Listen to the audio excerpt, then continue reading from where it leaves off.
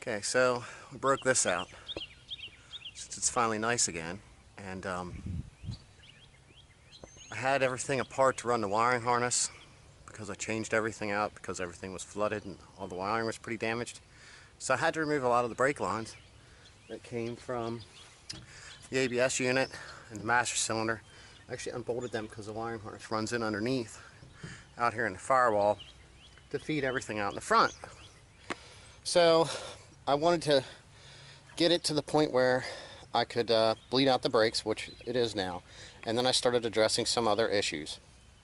I did get a chance to throw in the new lower control arms on both sides in the front. I did adjust all four struts. I did raise this up. It was sitting a little low. If you've seen any of these videos or you go back and watch the other ones, like, you know, we're talking a couple inches between here and the ground off of this. So where I'm at, I can't have it that low. So we got everything together, got the brakes. If you see, it is on the trailer. And in one of these videos, I did make a move.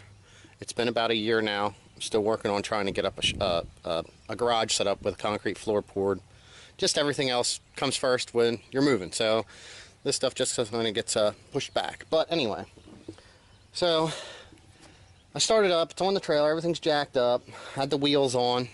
I just wanted to run it through the gears and the transmission just to make sure that, you know, everything was all right. All that stuff sounded good. I mean, it did move around. We were doing first and reverse, but I never really drove it because the only way I could stop it was the e-brake. So it was good enough to move around the couple times I needed to since I got that stuff assembled. So what I got going on here today is, because of that, is from testing out the transmission, I got up through to about third gear, and then I heard this pop noise, like, kind of sounded like a CV axle, or maybe a drive shaft bolt or something came loose, or something. So I shut the car down, jumped out, walked back, and as soon as I looked right in this wheel, I seen this.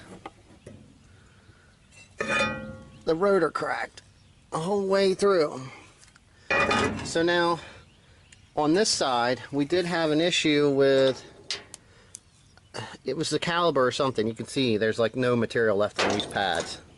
So something was hanging up here at one time, so I don't know if the heat cycles did that and just from sitting, and I don't know if it was hanging up, but like I said, I did bleed out all the brakes. But the point we want to get to now is, because of this, I went back and I checked the other parts car that I had, which is an 04, and when I laid the rotor from the 06 on top of the 04, there was about, the 04 rotor laying on top of the 06, we'll just say it that way, was kind of like the 06 rotor laying on top of the Brembo set rotor.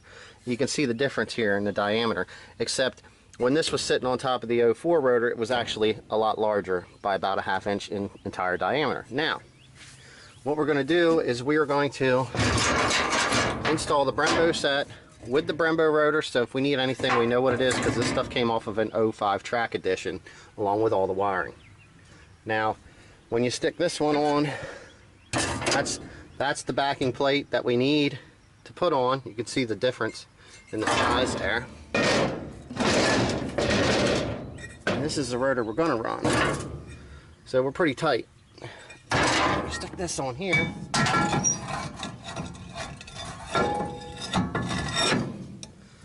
can see we have no room. So to do this, you have to pull the wheel bearing and the axle and everything out all at one time. So this just opens up a whole list of stuff that we're going to accomplish, which includes installing a limited slip diff, and the other side Brembos, and the front Brembos on this. So we'll see what we need to do for everything. I did pretty much save everything. The hose, we got the rotor, we got the calipers, the bolts for the calipers. This line on this side, I think this one had a little bit of damage here or something, so I'll have to clean that up and get that right. But anyway, so we're gonna get this thing tore down. Got to get the axle out of the way, and we're going to get this caliper off, and that'll be the next step.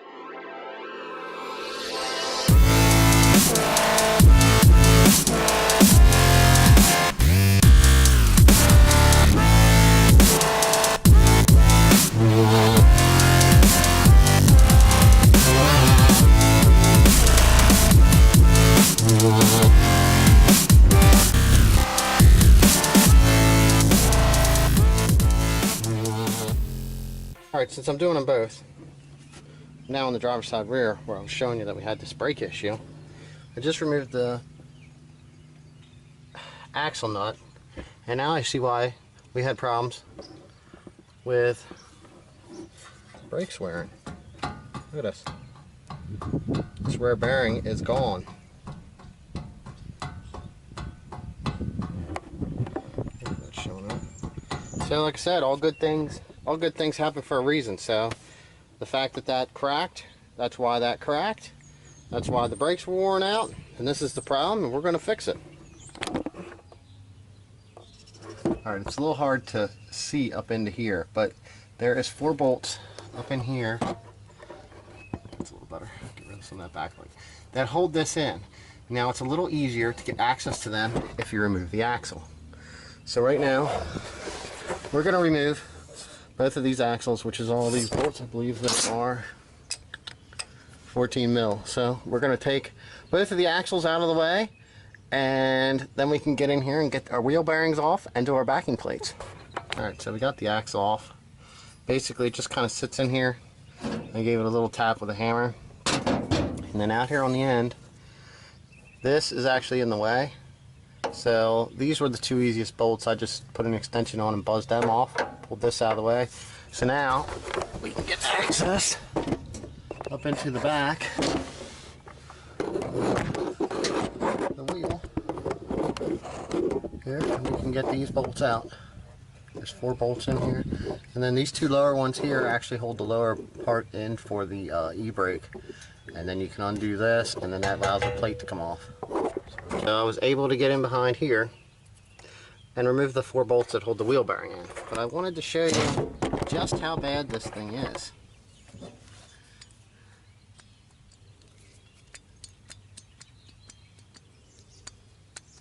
That right there, wear tire, brakes, you name it, it'll mess up the axle bearing, or the CV axle and everything. So some of this stuff does look like it was replaced, or it was just that nice from the get-go, so I'm not quite sure. But so looking at this right now, we're going to unscrew these 2 here with the flathead, and then we're going to take this spring off first, then we're going to do that, and we're going to pull this whole assembly out.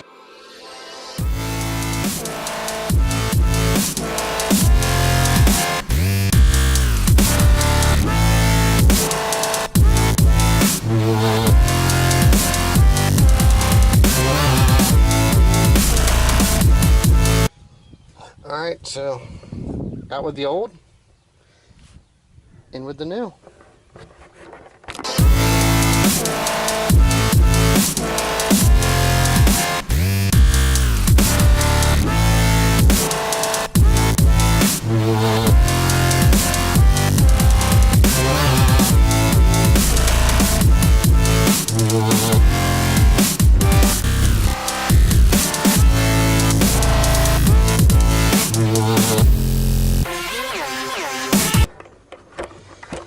Alright, there we go. We fixed our bad wheel bearing. That's now replaced.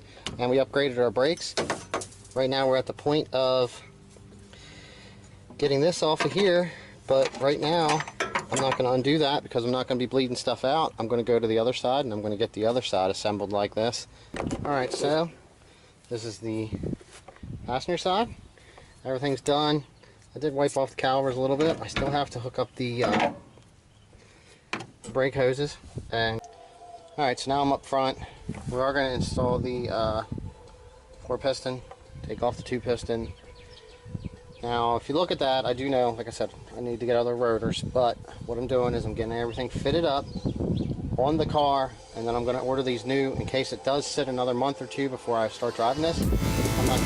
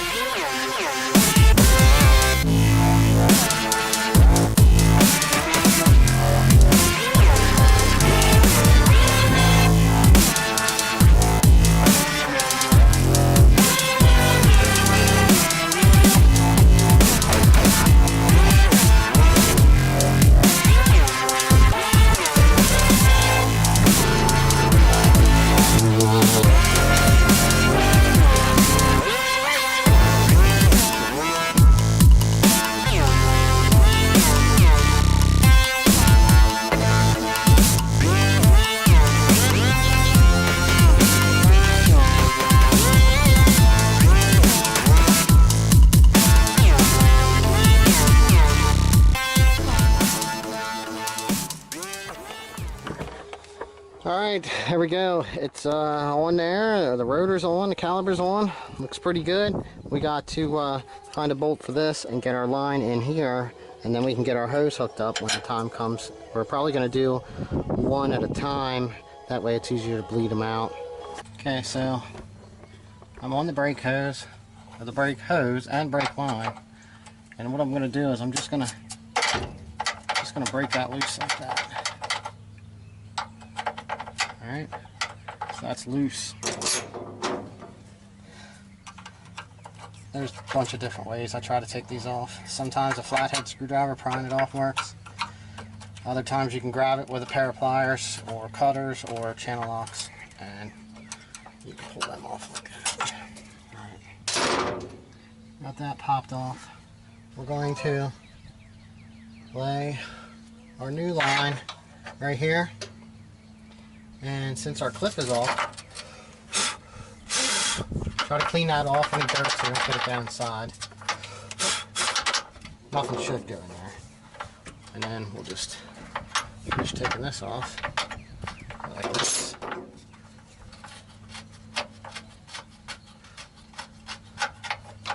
So we don't drip everywhere. That's why I have the other line here. You can go right into it. Get started.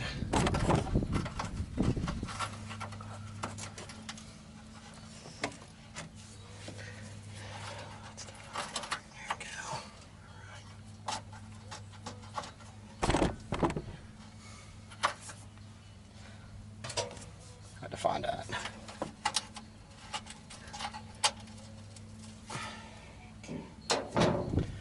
I just have this big hammer, but you could use anything. Just tap it back in. Usually don't hurt if it runs out a little bit. It's actually a pretty good thing. Tighten this up. The back, what I did when I removed these was I just cut the metal line, so I'm gonna I gotta break it loose and then unscrew it and then take the clip off. So here we go.